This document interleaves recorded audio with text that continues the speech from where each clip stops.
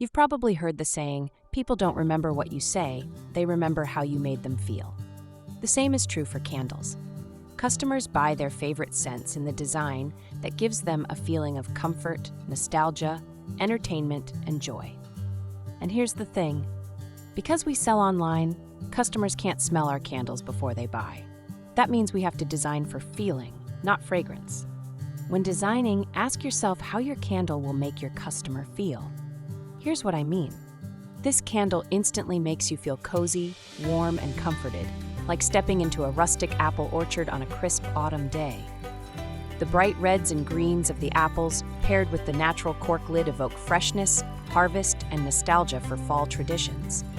It carries the feeling of home, family gatherings, and seasonal joy, while also giving off a clean and inviting aesthetic that feels both modern and timeless. It's the kind of candle that makes you imagine the smell of baked apple pie cooling on the counter, wrapping you in familiarity and contentment. Alternatively, this candle feels warm, festive, and nostalgic.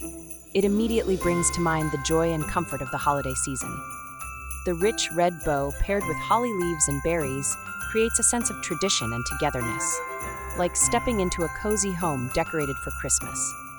The soft green background gives it a calm, grounding presence, while the engraved script whispers the magic of a holiday story, making it feel both elegant and heartfelt.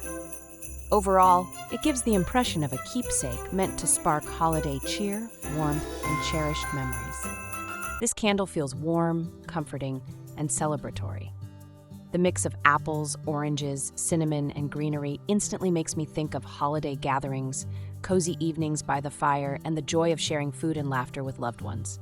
It feels like a gift that says, I want you to feel wrapped in comfort and cheer.